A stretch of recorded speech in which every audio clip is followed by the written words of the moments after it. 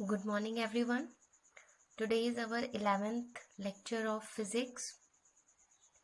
We were solving numericals और आज भी हम कुछ न्यूमेरिकल सॉल्व करेंगे.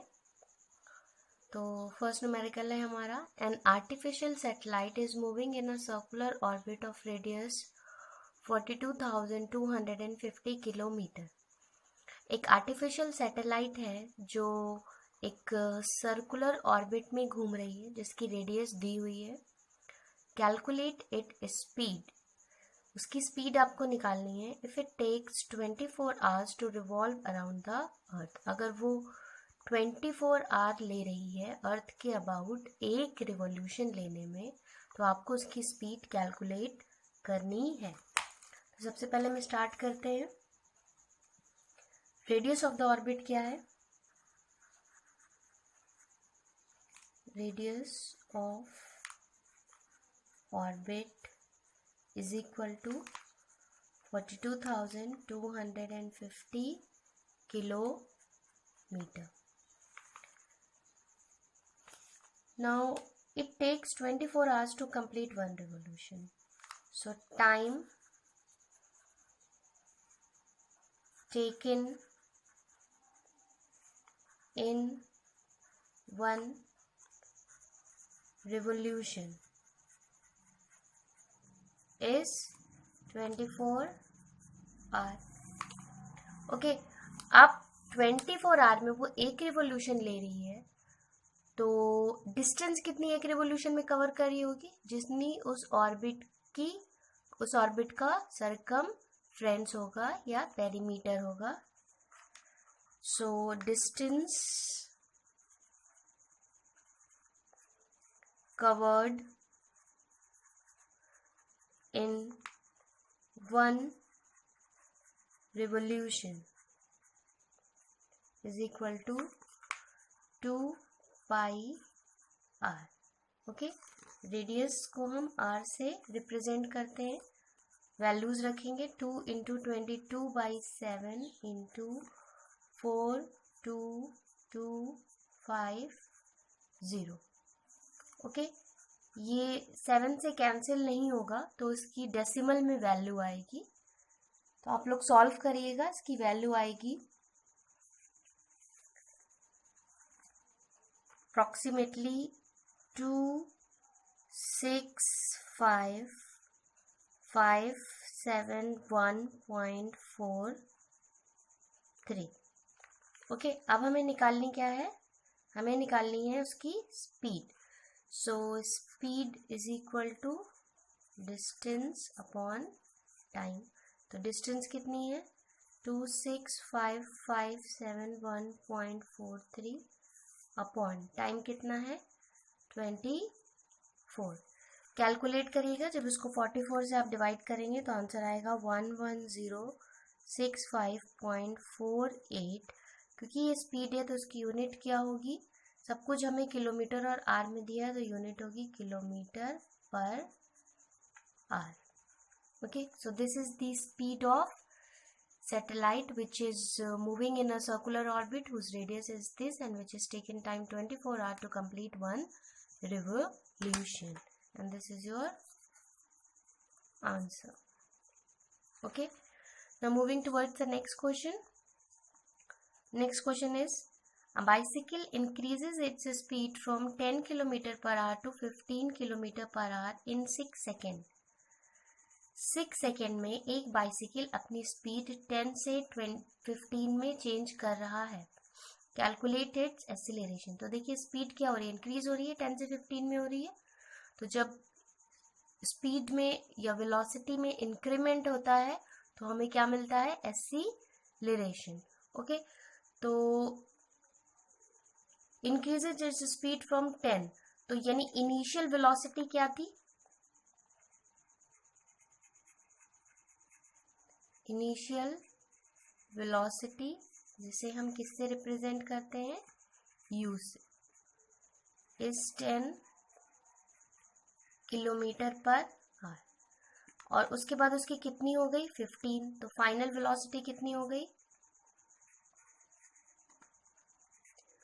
फाइनल वेलोसिटी को हम किससे रिप्रेजेंट करते हैं? v से। It is 15 kilometre per hour. फिर 6 सेकेंड्स में हमें क्या दिया है? Time t। और हमसे क्या पूछा है? एक्सीलरेशन। ओके, तो यहाँ पर देखिए ये भी किलोमीटर पर आवर में है, ये भी किलोमीटर पर आवर में है, पर ये सेकेंड में। तो हमको इसको भी किस में चेंज करना होगा? हमको इसको भी आर में चेंज करना होगा। तो सेकेंड को आर में चेंज करने के लिए हम क्या करेंगे? 1/60 से डिवाइड करेंगे तो 1/60 से मल्टीप्लाई करेंगे या 60 से डिवाइड करेंगे तो ये मिनट में चेंज होगा। फिर से 60 से डिवाइड करेंगे तो ये आर में चेंज हो जाएगा। ओके, तो अब ये क्या होगा? कैंसिल होगा। तो यहाँ पर हमारे पास कितना आ जाएगा? 1/600 आर। ये क्या है? टाइम है। अब हमें v दिया है, u दिया है, t दिया है, a पूछा है। तो यहाँ पे कौन सी इक्वेशन हम लगाएंगे? First equation of motion, v is equal to u plus at। कौन सी इक्वेशन ऑफ मोशन है? First equation of motion. ठीक है, अब हम वैल्यूज पुट करेंगे। तो v की वैल्यू क्या है?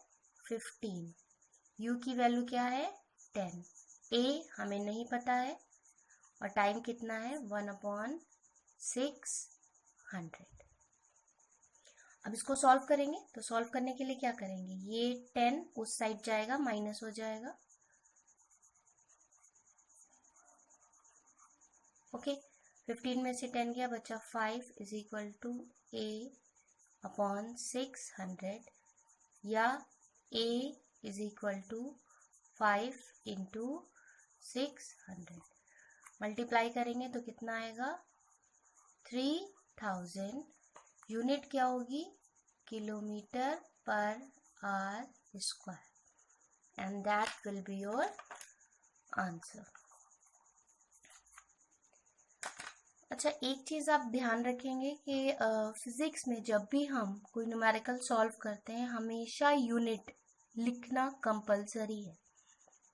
ठीक है, अगर आप यूनिट भूल जाएंगे तो आपके मार्क्स कट जाएंगे। ठीक है, तो without unit we will never give the answer.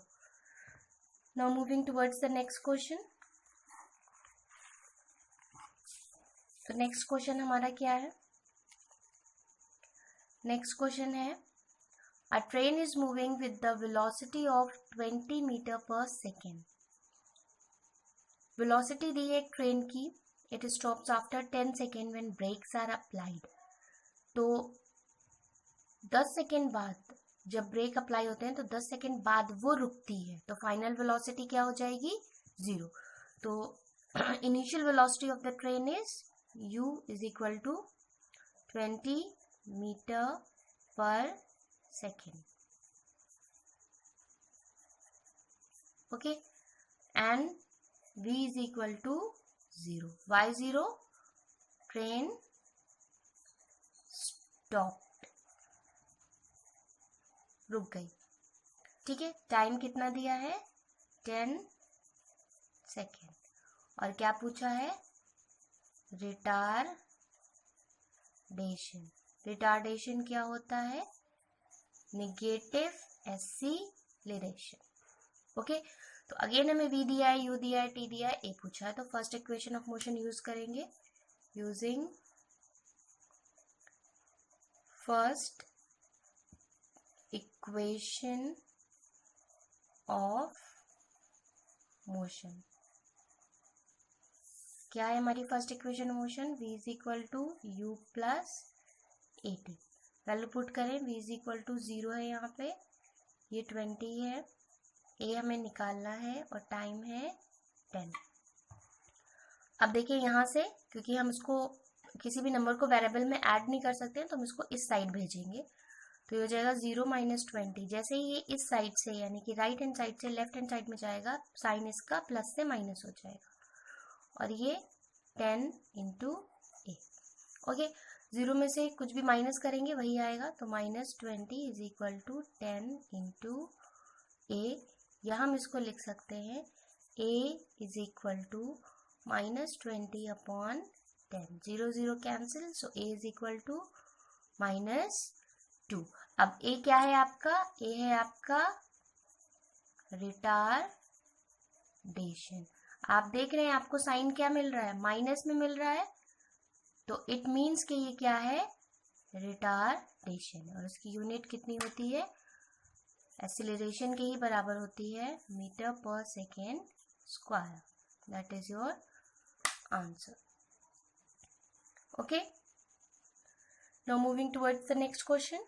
The question is, a moving train is brought to rest within 20 seconds by application of brakes. Again वही वाला क्वेश्चन है. एक चलती हुई ट्रेन को रोक दिया जाता है ब्रेक लगाने पर 20 सेकेंड के अंदर वो रुक जाती है. देखिए, जब आप ब्रेक लगाते हैं तो फौरन नहीं रुक जाती, क्योंकि उसमें मोशन हो रहा होता है. ठीक है, तो ब्रेक लगाने के 20 सेकेंड के बाद वो रुक रही है. तो रुक रही है तो उसकी फाइनल वेलोसिटी क्या हो जाएगी? यहाँ पर हमें क्या क्या दिया है? टाइम t दिया है 20 सेकेंड. फाइनल वेलोसिटी किससे रिप्रेजेंट करते हैं? v दी है 0. क्यों? Train stops. ठीक है, फिर क्या पूछा है? Find the initial velocity. Initial velocity मतलब u हमसे पूछी है, तो हमें क्या फाइंड करना है?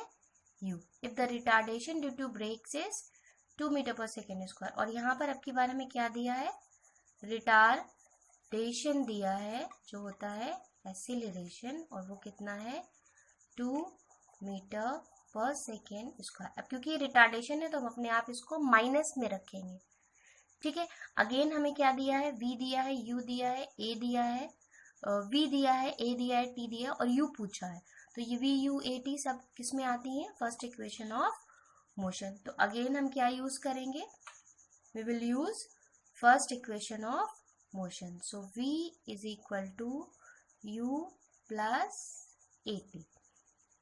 v है 0, u हमें नहीं पता है, a है -2 और t है 20. ओके, अभी हो जाएगा u plus minus -2 into 20, 40 is equal to 0. अब क्या होगा? ये 40 इस साइड से उस साइड चला जाएगा, तो u इज इक्वल टू 40, और ये आपका आंसर आ गया. और किस में होगा? मीटर पर सेकेंड, क्योंकि u क्या है? वेलोसिटी है, स्पीड है, तो ये मीटर पर सेकेंड में होगी. So this is your answer. Okay. Now we will move towards the next question. क्या आप लोग सब लोग स्क्रीनशॉट ले लेंगे इसका अच्छे से?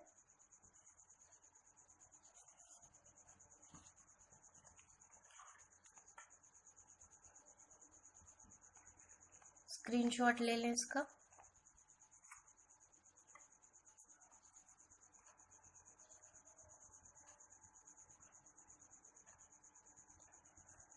Okay, now see the next question. ये ग्राफ का क्वेश्चन है. देखिए, मैंने आपको जो पीडीएफ भेजा था उसमें ग्राफ बहुत क्लियर नहीं आ रहा है. ठीक है, और आप भी समझ सकते हैं कि कैमरा जो भी है वो उतना अच्छा रेजोल्यूशन नहीं देगा, क्योंकि वो फोटोग्राफरिंग वाला कैमरा नहीं है, मोबाइल का कैमरा है. फिर भी बहुत कोशिश करके बहुत नीट एंड क्लीन खींचा है. आपको अगर सही से समझ में नहीं आ रहा है तो उसको छोड़ दीजिए, जब बुक्स आएंगी तब करिएगा. यहाँ पर देखिए, मैंने ग्राफ ऐसा बनाया है कि आपको इजीली इसमें समझ में आए. तो ये क्या दिया है? ये दिया है वेलोसिटी टाइम ग्राफ. तो इन्हीं ने कहा है study the velocity time graph for a moving body given below and answer the following question. एक ग्राफ दिया है जो कि वेलोसिटी टाइम ग्राफ है. आपको ये ग्राफ को ऑब्जर्व करना है और कुछ क्वेश्चंस के आंसर देने हैं. सबसे पहले देखिए, वेलोसिटी y एक्सिस पे है, टाइम x एक्सिस पे है. यहाँ पर 3 तरीके के मोशन है. एक O से A तक का, एक A से B तक का, और एक B से C तक का. तो ये क्या रिप्रेजेंट कर रहा है? ये रिप्रेजेंट कर रहा है कि टाइम के साथ वेलोसिटी इज इंक्रीजिंग, ठीक है। ये क्या रिप्रेजेंट कर रहा है कि टाइम के साथ velocity is not increasing, same, okay, constant. और ये रिप्रेजेंट कर रहा है कि टाइम के साथ वेलोसिटी कम हो रही है, वेलोसिटी इज डिक्रीजिंग। तो यहाँ पे वेलोसिटी इज इंक्रीजिंग, यहाँ पे वेलोसिटी इज कांस्टेंट और यहाँ पे वेलोसिटी इज डिक्रीजिंग, ओके। अब इन्हीं ने हमसे क्या पूछा है, इन्हीं ने पूछा है, फर्स्ट क्वेश्चन है इसका, फर्स्ट पार्ट है, what type of motion is represented by O A. ये ओ ए कौन सा मोशन रिप्रेजेंट कर रहा है। तो ओ ए कैसा ग्राफ है, एक स्ट्रेट लाइन है जिसका स्लोप क्या है, अपवर्ड है, ऊपर की तरफ है। तो ओ ए क्या रिप्रेजेंट कर रहा है, uniform acceleration, okay. So O A represent uniform acceleration या यूनिफॉर्म मोशन। तो हम लिखेंगे O A is a straight line graph sloping upwards, ऊपर की तरफ, स्लोप यानी वो ऊपर की तरफ बढ़ रही है, तो sloping upwards. therefore OA represents uniform acceleration,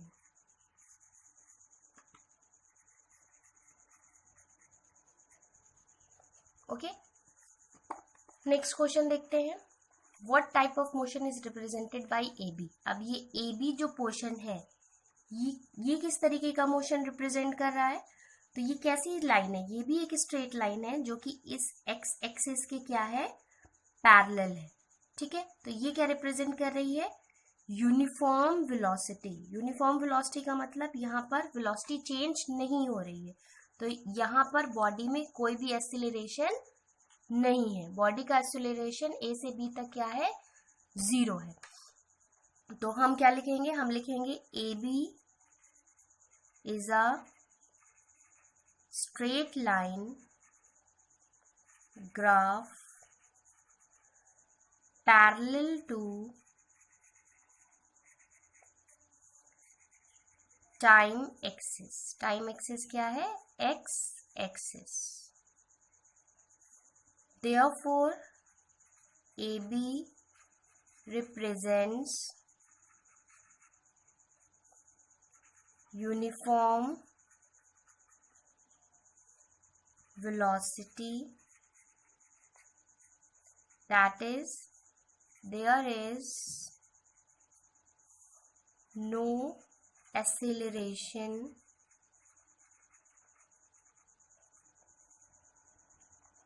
from A to B, यानी A से B तक कोई भी एक्सीलरेशन नहीं, okay.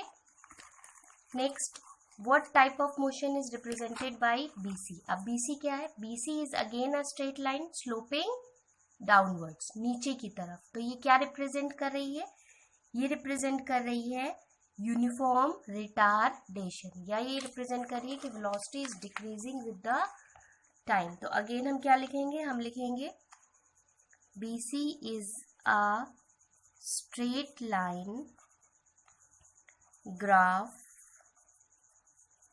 sloping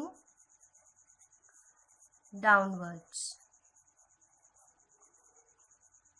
therefore BC represents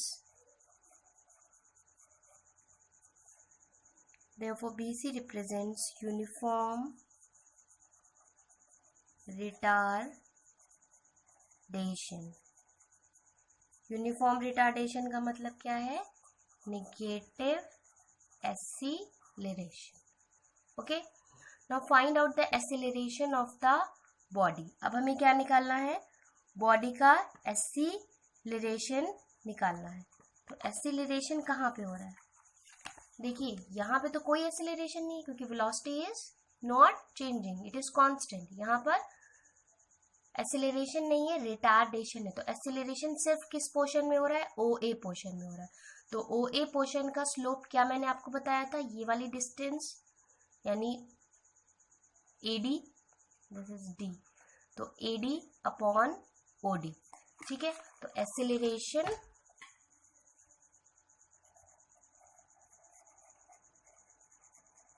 is equal to slope of line OA। तो slope of line OA line का slope क्या है, AD अपॉन OD। तो हम क्या लिखेंगे, AD अपॉन OD। अब AD क्या है, देखिए यहाँ पर AD ये है ये वाली डिस्टेंस 6 और OD कितनी है 4। तो ये है आपका 6 अपॉन 4 यानी कि 3 अपॉन 2 यानी कि 1.5 मीटर पर सेकेंड स्क्वायर।